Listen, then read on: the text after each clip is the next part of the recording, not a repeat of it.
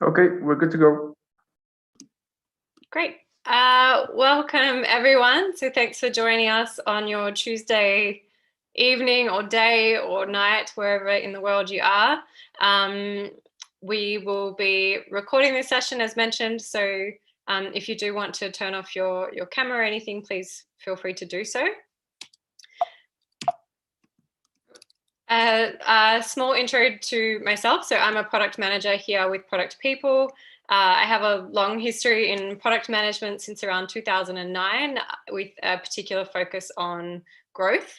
I ran my own app development agency for about 5 years, so got to build hundreds of products with my team, and that allowed me to work across fintech, SaaS, medtech, real estate, education, and everything in between.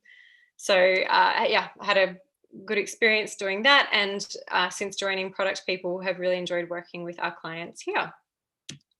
So what do? Is we do all the hands-on and unglamorous work of a product manager on an interim basis. So we step in when things are growing too fast, or things perhaps are a little bit messy, or someone has left the company, or someone perhaps is going on maternity leave, for example. So we step in for an interim basis of anywhere from 3 to 12 months and help get things in order and help create great products.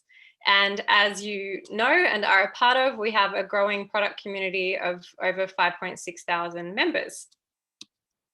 Our clients, you will hopefully be familiar with a number of these, include Scout24, Zalando, Tia, and Finata down the bottom there, who I'm working with currently. We're actually hiring, so if you're interested in product management, we would love to hear from you. We do all the hands-on work to help our clients discover and deliver great products. So you can check that out at productpeople.join.com. And I believe this is where I will be handing over to Harbani. So Harbani is the Director of Product Management at Walmart. She was voted one of the top 20 most influential women in product and has worked with a wide range of products and markets in the US, the UK, and India. So I'd like to welcome Harbani, and I will pass over to you. Thank you, Chloe. Let me get my screen share going. A thumbs up from anyone that it's working would be great. Okay, awesome, great. So hello everyone joining us from Berlin or other parts of Europe, and a good morning and afternoon anyone joining from America. I am Barney. The last couple of years I've had the absolute privilege of working and mentoring with hundreds of new and aspiring PMs. And something that I've found is inevitably top of mind for anybody new jumping into this role or this function of product management is, how do I perform? How do I succeed? How do I grow? How do I excel in this role? And so I'm going to use our time today to cover tips and tricks that I've regularly shared with those new and aspiring PMs that I've worked with and mentored, and hope that all of you will find it helpful as you jump into your first role as a product manager. So to kick us off, I think it's really important for me to share my experiences because that's going to provide you context on what's shaped my thought process and my perspectives. So the last decade or so, I've worked across marketplace, subscription, and e-commerce companies. And I started, with a VC-backed portfolio company, and actually a few portfolio companies when e-commerce and even product management, I think, was very nascent back in India. And I was a generalist there. I moved on to the Walmart-owned Flipkart, where I was leading everything to do with user engagement and retention at a time when we were just a couple of 100,000 app users to reaching the milestone of 10 million. I've led growth and a product at a dating app called Dilmil, which is very niche for South Asians, which has also since been acquired. I have spent a couple of years at Shipt, leading both merchant and consumer product experiences and teams with my kind of highlight there being launching same day and next day delivery for Target. I've had the opportunity to lead all the flagship products for Narvar, a post-purchase experience stalwart, spanning billions of customer impressions and interactions across 650 plus retailers. Most recently, I was the head of product at Curology, which is a personalized skincare brand. And currently, I'm at Walmart leading the very exciting charter of omni-channel personalization at the Fortune 1 company, that is Walmart. So jumping into our session today, I'm going to break our session into 3 parts. The first is, just putting on my product management hat. When we want to find success and we want to be successful, we need to first define success. What is that North Star that we want to work towards? And that's going to help us kind of move backwards from, here's our North Star. How do we set ourselves up for success early and then continuously invest so that we are planning and envisioning our long-term continued success? And then, of course, we'll have a lot of time to cover Q&A and any other questions and insights that you may want to talk about. So breaking the session down into 3 parts, starting with the first. So what does success really look like, especially when you're new to this department, when you're new to this role? It's really important to be able to articulate for yourself what success looks like for me now. And I've broken this slide into 2 halves, the left and the right. The left is going to cover the aspect around what does success look like company specific, because you will realize as you move and grow in this career that along your trajectory, you will figure out that product management has different value and different ways of working and different methodologies across different companies. So it's really important to understand company specific, where do you need to hit the right notes and what success looks like there. And then the second aspect that I'm going to cover in just a minute is, generally speaking, what does it take to be a great versus a good PM? So company specific, I think it's really important to really understand the landscape of the product that you're working on. What does competition look like? What does the landscape look like? What is the emerging technology? And of course, really understand your product, especially the one that you work on. It's incredibly important to be a subject matter expert.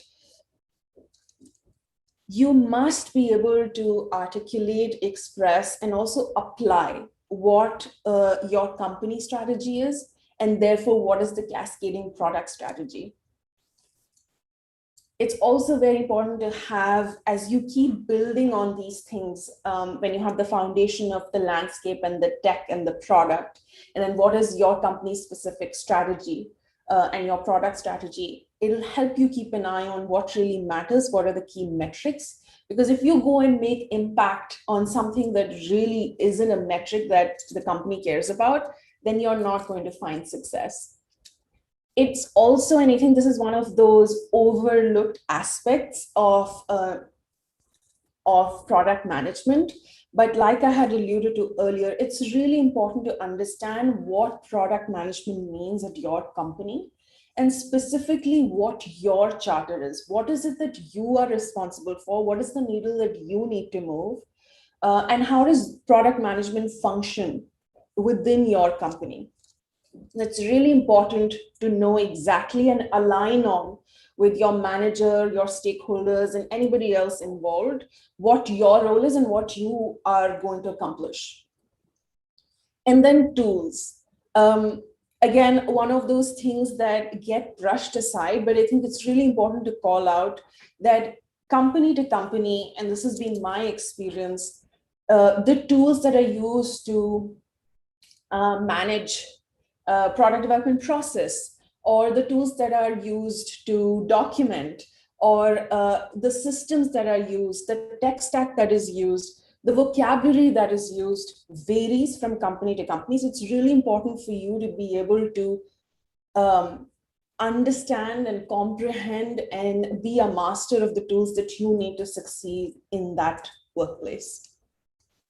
Now, the second aspect is, what are the transferable skills, the skills that are going to hold you in good stead, no matter where you work? These are kind of like the cornerstones of just good product management, and point to the best practices around that. So, all of us would have heard this a number of times, but I just can't lay enough emphasis on communication, and both written and verbal, and how that helps you succeed at the workplace. I always tell my team, over communicate, never under communicate. It's really important to not just communicate, but be understood and be heard, and to use that communications to drive alignment. So it's really important for you to have this skill set in your arsenal. The next one is high accountability and ownership. This is something that I, as a hiring manager for the last many years, have always looked for in the candidates that I seek and want to have on my team, is what is your sense of ownership?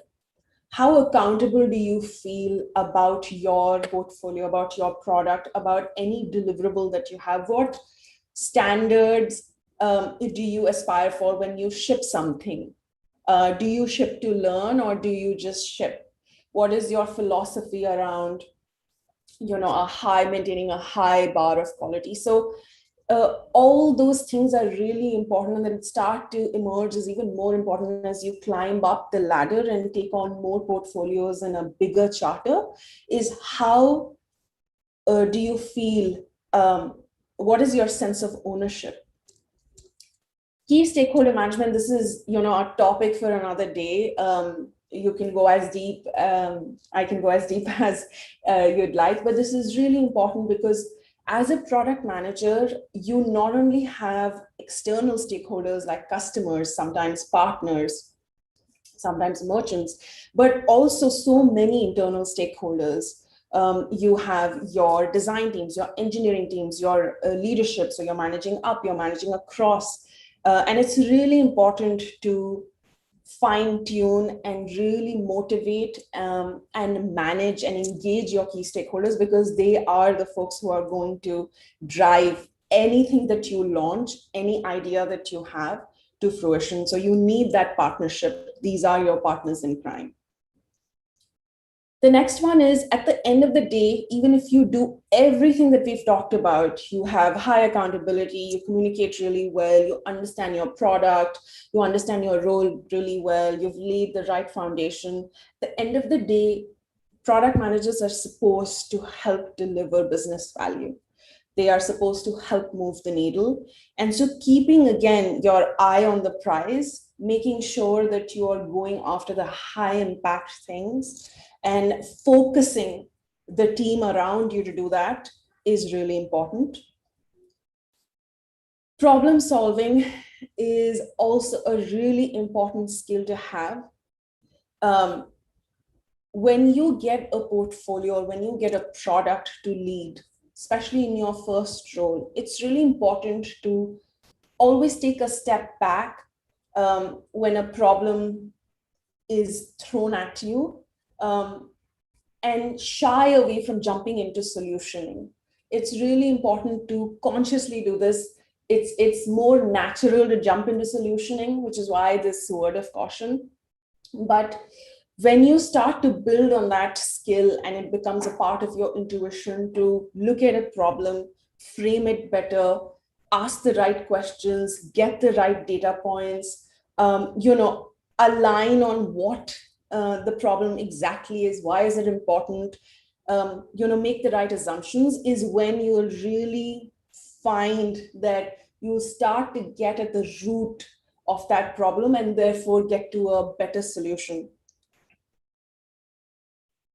Passion, again, your interest, your passion is really important. The attitude is really important, because this is a very important role in any company, but also very important for the business. You can actually drive a lot of high impact work if you are willing to go above and beyond, really get to the root of the problem, really focus yourself on delivering business value.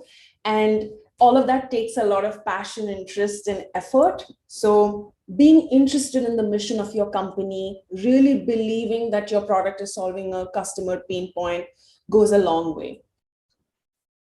And this is an interesting one. The last one is an interesting one to put, but I've put an ace of spades because somebody very wisely said that product management is not like chess, and I couldn't agree more.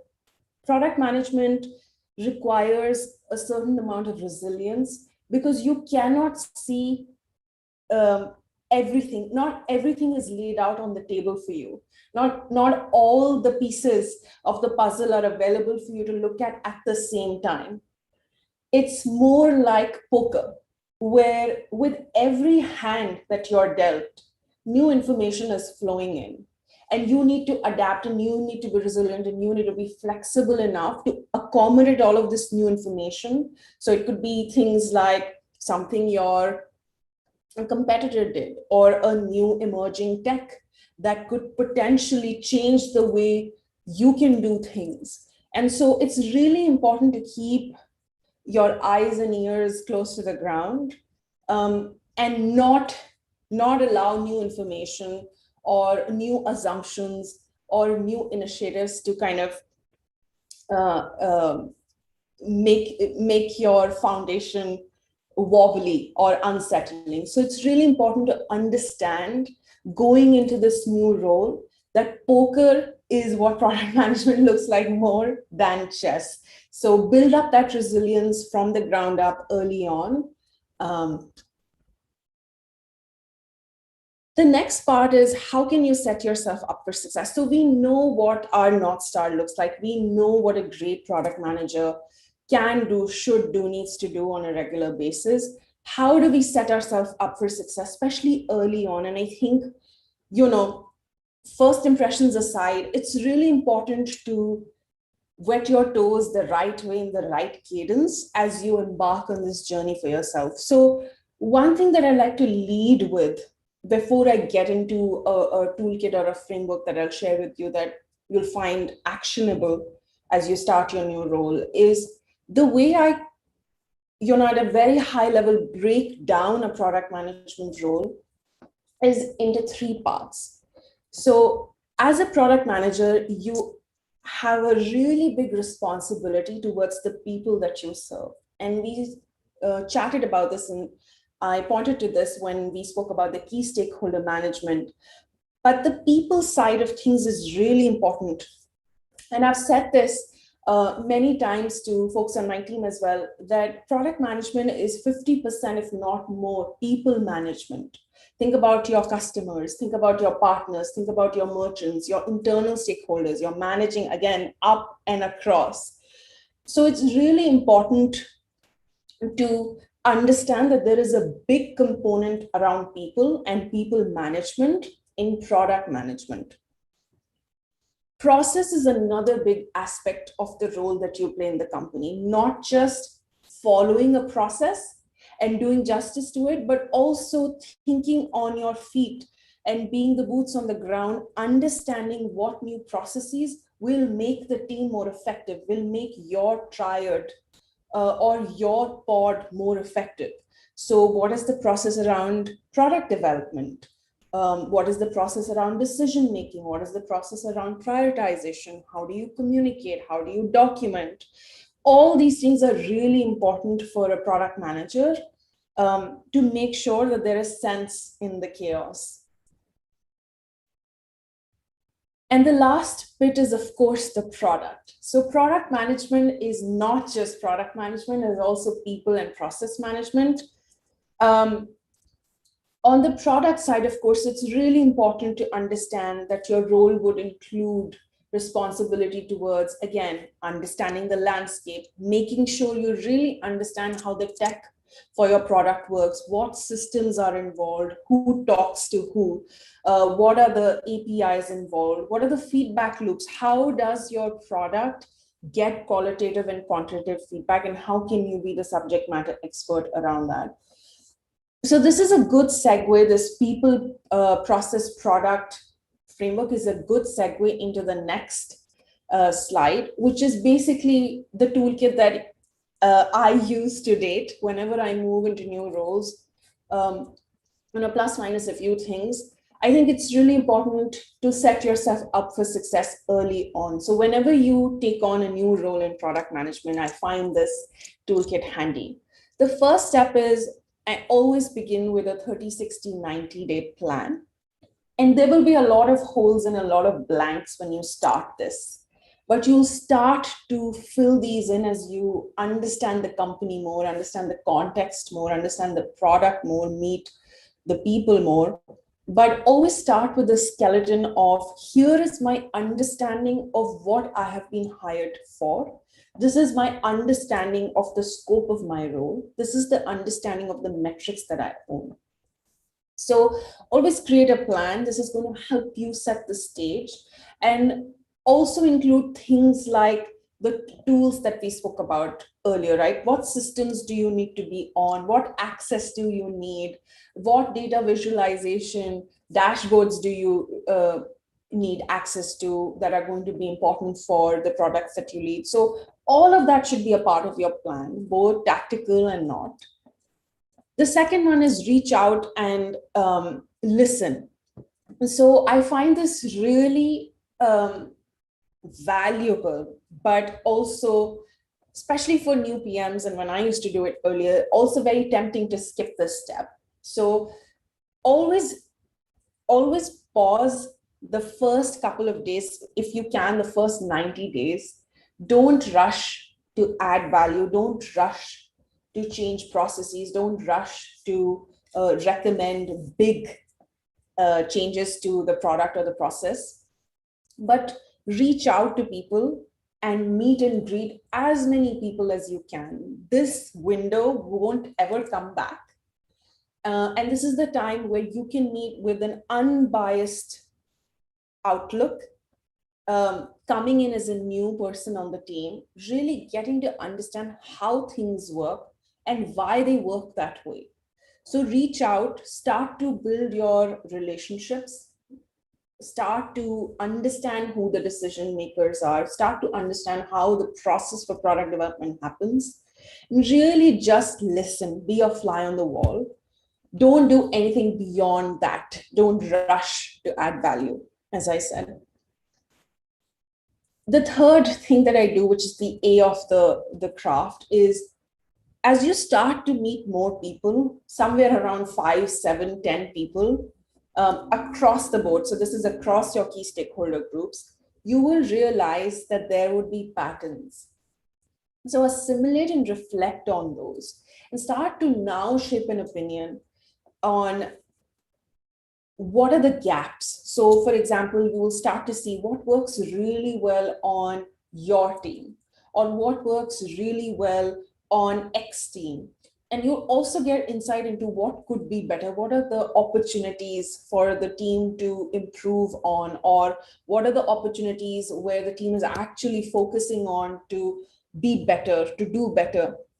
So just start to assimilate all that information and marry it into your plan and your goals and the patterns that you're seeing. So really take time to reflect.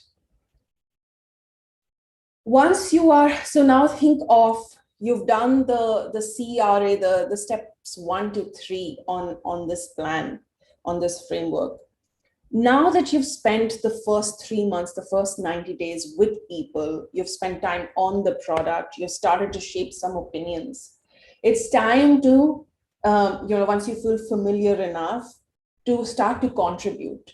It's really important. And this, again, doesn't mean it has to be the biggest thing first, because the caveat here is the value depends on earlier steps. So when you do your step 3, you will also start, and you socialize this plan with your manager or your leadership, you will realize that even though there are opportunities and pockets of, say, product or pockets of people management, where the bang for the buck is, or where you are specifically tasked to to run initiatives is maybe on the process side. So make sure that what you think is going to be valuable is actually going to be valuable for the company and for your team. But do start to contribute, I would say no later than the first 90 days. And the last is just target and impact. So once you have this peripheral vision almost around all things product management, all things product around the portfolio that you lead, you understand what is going to drive value, you understand what are the patterns, you understand what could be better, where you can jump in, etc. It's really, again, this could be a long list. This may not be just one thing. So the first order of business is, what is the bang for the buck? Target that high value thing and do it in a way, problem solve in a way where you make impact, where there's high likelihood of impact, because this is probably your first launch, quote unquote, whether it's a product launch or a process change, or even a people engagement, stakeholder engagement process change that you're focusing on.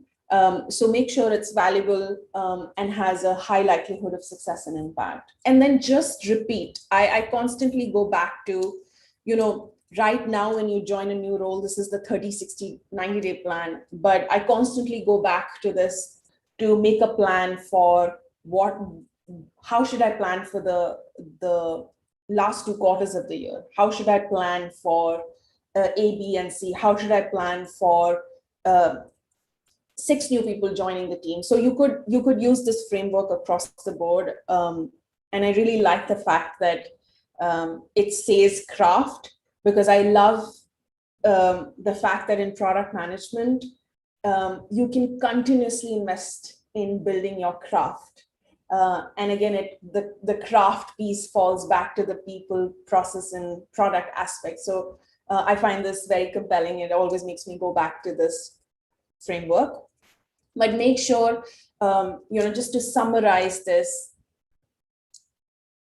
always when you start a new role, orient yourself, make sure you're settling in well, make sure you're set up on the tools, the systems, the frameworks, you're understanding how processes work. Really hold back on making any changes or recommending anything unless you feel like you've really familiarized yourself well, you've observed well, and you've been a fly on the wall, you've reached out to people. Then move on to really reflecting and deciding, what is the path that I want to chart for myself? Where am I going to be able to contribute because of my interest, because of my charter, because of my existing skill set, because of where I can drive most value, where I'm needed the most, etc. And then, go forth and conquer, really target and drive impact. So that was, setting yourself up early on. It was the first couple of months in your new role as you're settling in as a new PM. Something that so I've kind of just dug into the things that I do that have worked for me and put them on a slide, but things that I think that I tend to do with every role, with every new opportunity, even at the same company, if you get promoted or your ownership expands, your scope expands, I always tend to fall back to some of these things that I'm about to share. It has helped me to invest in my continued success. So every time you grow in the same company or you move to a new company, there's always this initial tendency to have imposter syndrome. And it's just the feeling or the sentiment that you might be biting off more than you can chew, but that isn't true, because always remember that if you're in a particular role, somebody is smarter probably than you, or a group of people have invested and given you this vote of confidence. So remember what you're hired for, remember that you're there for a reason, and do not shy away from bringing your unique experiences to the table. So I come from an unconventional background. I come from the finance industry. It's nothing to do with tech. So I came from investment banking, mergers and acquisitions, and venture capital, and I moved into tech and I moved into product management. And I think to date, it serves me well. There are aspects of that job that I bring to the table that help me be a better product manager, or my experiences just, growing up, or my experiences working at different companies. I never shy away from bringing those unique perspectives or experiences and having a voice at the table to express those. So make sure that you are, especially if this is your first role in product management, that you fight that tendency to feel like this is not something you can do or not something you can be successful at. The other thing that I've said maybe a couple of times now during the course of the conversation is don't rush to show value. Make sure that you target what's going to be most valuable, and not just by you, but by the stakeholders around you, and then go and nail it. So don't feel like you're under some pressure or a ticking time bomb to just come in and start to deliver. Take that time to orient yourself, take that time to observe, take that time to assimilate, and then decide where you want to add value. Another call out here is I've often spoken to especially new and aspiring PMs around this, where they feel like the path that's been laid out for them is the most is the least risky path to follow. And so they tend to not deviate, even if they have great ideas, even if they have great things to add. They shy away from taking a seat at the table because they fear failure. What I would encourage everyone on the call to do is to pivot the mindset around failures and think of them as learning moments. So I've had a number of learning moments. It definitely feels better to call them learning moments than failures, but they are really good springboards for future successes and future initiatives. So don't fear sticking your neck out in some cases, even when the risk may be slightly higher than what you are comfortable with. In every new role, it's really important to make sure that you are speaking the same language in terms of charter and scope. So for example, if you are a growth PM, it's really important to make sure what growth means at your company and what metrics you will own as a part of that scope, because this varies wildly from company to company and could also vary depending on the stage of the company you're at. Even within a company, it may change as the company grows or expands internationally, etc. So it's really important to clarify this and to continuously set and align on expectations with your stakeholders and your management. This is maybe a sticky note that you need to have somewhere in your workspace. But I've often seen new PMs default back to focusing on just the tactical side of things.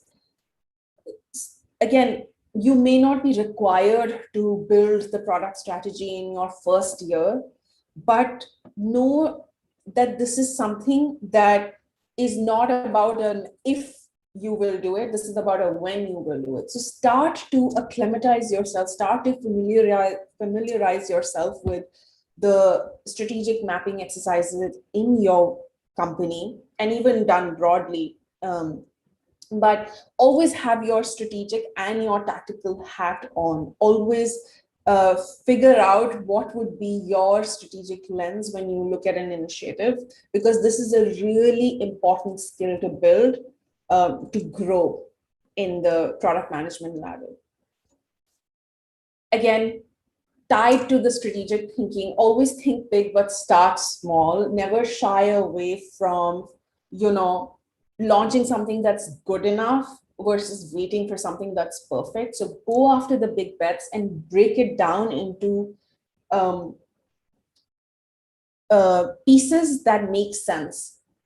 And The other piece here that I want to call out is always, again, going back to the people management and the people tenet around product management. Always be a quarterback, always invest in people and in relationships, because that is going to be a key factor in your continued success in your company and outside. This art of being empathetic towards your stakeholders, being empathetic towards your customers, investing and nurturing in these relationships is really going to go a long way. The last two thoughts that I leave everyone with is always have a personal roadmap. So you will start to finesse the professional road mapping side, but also invest time in a personal roadmap. If you can find mentors within and outside the company, it's incredible what mentors can help you do. Everyone has blind spots, everyone has passions, everyone has skills and muscles that they need to grow and develop. And so have a personal roadmap for yourself. Just say, here is my evolving North Star. Here is my moving target. How do I get there every 6 months? You should have a 3, 6, 9, 12, 18-month roadmap for yourself. And then in the end, have fun along the way. I always, when I seek new roles also, I always, feel like I have skin in the game. I always feel like I'm passionate towards the mission, and it really goes a long way, because it means that you'll have fun in your role. It means that you are able to really do what you like, solve the pain points and the problems that you feel invested in, that resonate with you. So have fun along the way, choose your roles carefully, and then really enjoy that ride.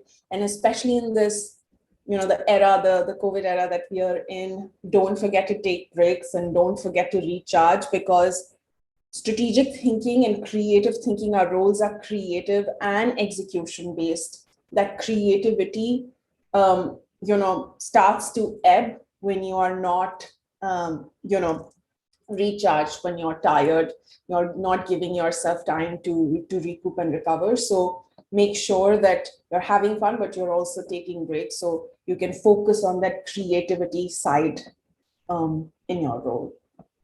That's all I have for us today. Happy to take any questions.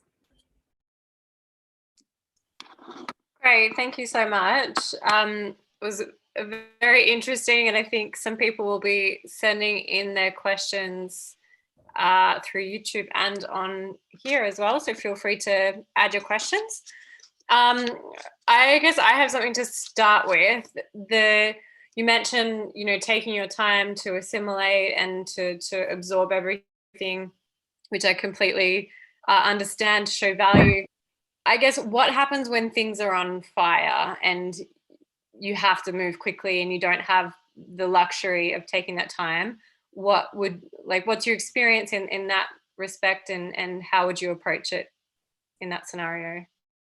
Yeah, that's a great question. And I think that more often than not, you will either have the temptation to get involved and participate sooner, or you will get pulled in. It's happened to me a couple of times, especially as I've joined and inherited teams. There's always some fire, whether on the people side or the product side. I have still always taken the first 90 days, even if it means a little bit of extra work, to do that, reaching out, building bridges, getting to know people, really understanding the process, why things work the way they work, talking to people, understanding their pain points, understanding what's important to them, understanding what drives them and motivates them. These are things that are really, really important, and people will give you their time, and you will have the drive to understand them much more and interpret them more in a more unbiased way when you're new.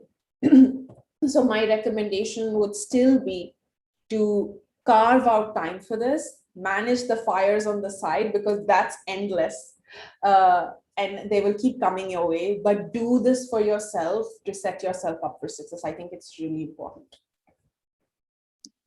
Great, thank you. Do we have any questions from the people live in the audience? Yeah, if I may. Okay. First of all, Barney, thanks a lot. Enjoy the presentation. This is Gaurav here. I think just to add to your presentation, I think one of the things that product managers have to be also really good at is learning to say no. And I mean, that comes up in my role as well as a product manager. It comes up so many times where sales teams may have their requests. Everybody has their own pet project that they would like to get done, and sometimes it's just not aligned with the strategic or vision of your product, and so you just have to learn how to say no, and it gets hard, and there are conflicts at times, so conflict resolution, so learning how to say no, I think that's also part of the arsenal that you have to develop as a product manager. Very well said, Gaurav. I think that's a really good add. Again, something that just a part of the playbook that I have that I share with my teams is focus is saying no. Focus is actually saying no. It's making sure everyone is aligned on a common goal. That goal doesn't keep changing it as much as you can control it. Sometimes it happens for a variety of reasons. But B, that you are not going after multiple goals at the same time, because it just dilutes the effort across the board. So it's really important to stay focused and to target have a really effective way of prioritizing what those things that you do focus on are, but that process is really important. So totally agree, Gaurav. We have a couple of comments and questions on YouTube, which I will share, and other people in the audience can have a think of their questions in the meantime. We have someone just saying, I'm transitioning to being a product owner from product management, and it's very insightful. So just a compliment there. And Nusiba says, thank you very much for the great presentation. Being a PM in an organization where you don't have the whole ownership of your product, does it make you a bad product manager? No, not at all. If you look at any mature product management org, and you reflect on their org structure, you will see that the scope and what that scope is for a product manager evolves with seniority and evolves with, of course, it depends on, if you're in a seed funded startup and you're the only product manager, you're running the ship, running the show there, then of course you'll have ownership over so many things, in fact, beyond product also. But if it's even a slightly matured product org, you will see that the portfolio or the breadth and the depth of your scope will change, and your ownership will change over time. So what a director owns versus what a group product manager owns versus what a senior product manager versus a product manager versus an associate product manager, that varies. And it is designed so that you can settle in and you can do, one concentric circle and then move to the next and move to the next. So that is absolutely not a bad thing. I'm guessing that in most cases it's by design, so that you can actually, especially if it's your first role, you can settle in, you can understand, and then you expand on that scope. Thank you. We have another one. I'm studying IoT Masters in university and working in a student role in the PM team. It's an IoT product. How much tech knowledge should one have to make the switch to product management? I have no tech dev experience. So I'll go back to something I said earlier in the presentation, which was, I actually think that is what's going to bring in diversity of thought. If you have everybody from the same background, sharing a lot in terms of, or sharing very similar thought processes, then you're not going to have that diversity of thought. So I think it's really important to do two things. One, acknowledge and believe that your unique experiences are going to add value, and leverage that seat at the table that you have with intellectual honesty. So when you have a different experience shaping the way you think, it allows you to look at things differently, which is very valuable in product management, because it brings in that extra flavor, it brings in that diversity. And I don't know if I've shared this today or not with the group, but I don't have a technical background at all. I was in finance doing mergers and acquisitions, helping companies acquire other companies. So I was far removed from anything to do with tech. My advice there is, don't also let that hold you back from understanding the way tech works. So it's really logic. You don't have to understand how the coding is done, but you should understand the tech stack. You should understand that there is a data store, that there are APIs, that there are endpoints. You should just familiarize yourself with the basic constructs and the basic concepts, so you can have a very logical and a productive and efficient conversation with your engineers. That does not mean, and I repeat, does not mean that you need to understand every single thing in that tech, but you should be able to understand the logic behind the way the systems work.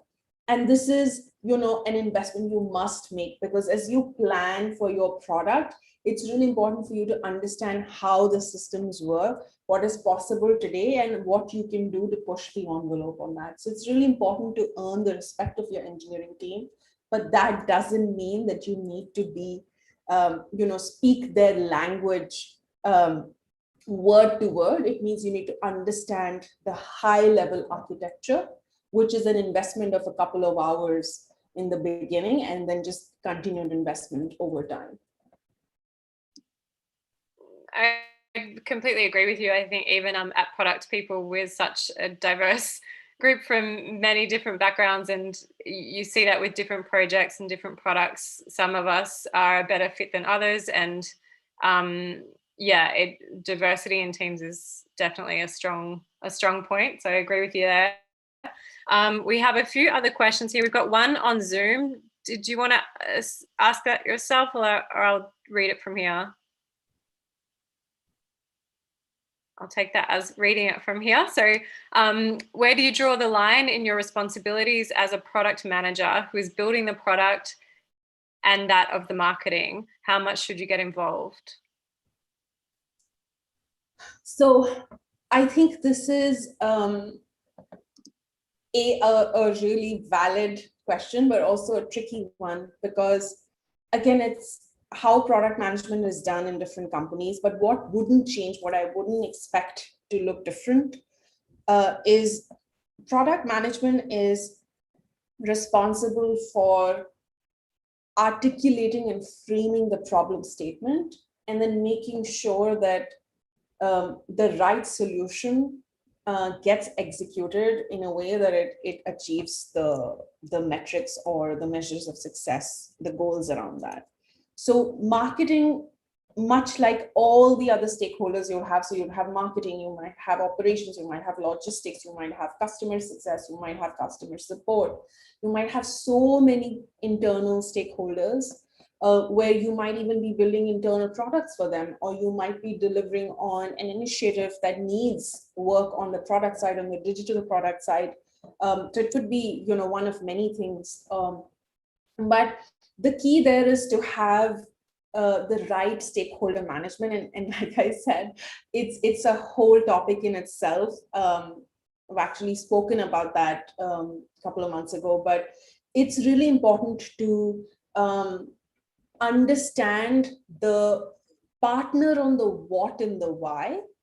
We really understand the motivations, or really understand what the marketing team is trying to accomplish, really make them a part of that journey, align with them on the solution, and then deliver on it, pivot on it, measure on it. All of that is what falls fairly and squarely in the PM realm.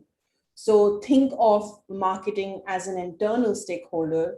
They have a pain point, they have a goal, they have a motivation. they have a problem statement, you're helping frame it, you're helping size it, you're making sure it's something valuable to work on, you're making sure it's going to solve a true pain point or a latent need. And then you're just following the rigor that you would to solve any other problem statement, to solve any other pain point. When it's an internal stakeholder, where you need to ensure process doesn't break, is communication, documentation, making sure your marketing team is aligned, that they're in the know, that they feel like they're in the loop, that their voice is heard, and feedback is incorporated wherever fit. So that's where I would kind of, nudge you in terms of drawing the line and how to work effectively with internal stakeholders. Thank you. We have a few more questions here. So Nora said, how do you manage to keep the team focused on the goal practically without enforcing opinions or sounding like a control freak? That's an interesting question. I don't think I've ever been called a control freak, but I can see how that's a fine line to walk. I think that as a manager, where I kind of tend to default in terms of laying out this path for the team, is to really align on the vision, to align on that North Star, to align on what success looks like, to align on the measures of success, to baseline where we are at and where we need to go. So that needs to be a joint exercise.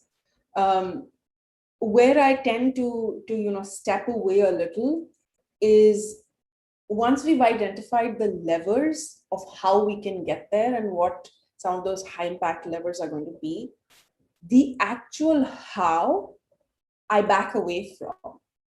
So it's really important for me to, do the initial brainstorming and the thought-provoking exercises around what is the need of the hour, what is the product strategy, what is the vision, what is the North Star, what are our measures of success, and be involved and engaged in guiding, be a guiding support in that process. But how do we do that? So for example, if we align on the problem statement of, we need to encourage customers to do X, or we want to enable Y behavior, and improve it by Z%, then how we accomplish that, there could be a million ways of doing that, is something I trust my team to figure out. So it's this healthy balance of where there is guidance and support and a little bit of orchestration versus where there is complete autonomy, like there should be. Great. We have a comment here saying, today is my first day as a new PM in a new company, from Marta. This presentation is priceless. My takeaway is take time, observe, and listen before contributing. Thank you so much. And Nusiba says, you mentioned at the beginning that industry and product knowledge is one of the pillars of the role of PM. Does it mean a PM should have minimum experience in the business of the product, or some experience in the product? Can you repeat the latter half of the question, please? Sure. So she's saying, does it mean that a PM should have some experience in the business of the product or in that industry? That's what I take from that. No, because when you are a generalist PM, like I was the first couple of years, you are actually moving from business to business. You are moving from industry to industry. So if I were to map the industries that I've worked on skincare, I worked in telehealth, I worked in grocery, I worked in, retail. And so what you, whenever you, and that's why it's very company specific, right? When you move into a role where, say, you're now in telehealth, some industries are brand new, so you can't even have that prior experience. So never let that be the reason why you pick one role versus the other, or why you think you might be experienced enough or a great fit for one role versus the other. Because as PMs, we first need to be generalists. We need to be able to transfer our skills from one company and one context to the other. Your frameworks is what matters. Your understanding and curiosity around that industry matters, and you'll be able to build that expertise over time. But it does not mean that if you want to go into telehealth, that you absolutely need to have prior telehealth experience or prior retail experience. I think what you need to bring to the table is the ability to ask the right questions, so you can build that point of view over time at the company. Great. Do we have any other questions from the people on the call here? If you want to ask it live, or you can drop it in the chat.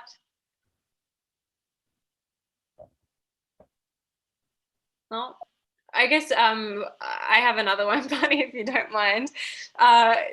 In terms of, you've mentioned a few things like, you know, being a good listener, and you said asking the right questions, which I think is absolutely spot on.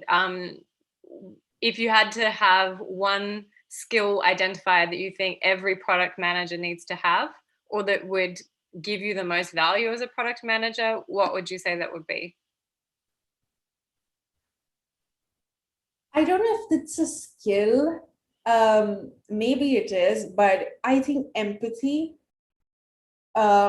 is really important. And I think that even if you're not naturally empathetic, it's something that you can cultivate over time, that you must invest in over time to be a successful product manager. Because I think from empathy stems the need to really get to the root cause, to try and solve a problem, to really invest in people, whether your team as a product leader or your customers as a product manager or your stakeholders as a product manager. So I think it's really important to really kind of develop this curiosity and this empathy to then be able to really have the passion and the rigor and the skin in the game to go after solving complex, never before solved problems. Awesome. Thank you for that, zooming us out there. But yeah, thank you so much for the presentation, Barney. It was very insightful, and I think we all took a lot away from your experience and your comments. So thank you very much. I'm just going to share my screen again, if that's okay. And voila, okay. Oh. It's not cooperating. There we go. So we would love to actually hear from you all who joined us today. If you can fill in our community survey, we'd be very grateful, and you get a free product people sticker, and they're actually very cute. Please do that. Scan the QR code on the screen when you get a chance. Mansoor, I'm not sure if there's anything else you needed to add. No, all good. So you can find us every Tuesday at Product Management People. You've obviously managed to find us this time. You can also find us on Telegram, and you can support us on Patreon if you feel generous today. So thank you very much for coming. Big thanks for the amazing presentation once again, and we hope you all enjoyed your time. Thank you. Thanks, everyone.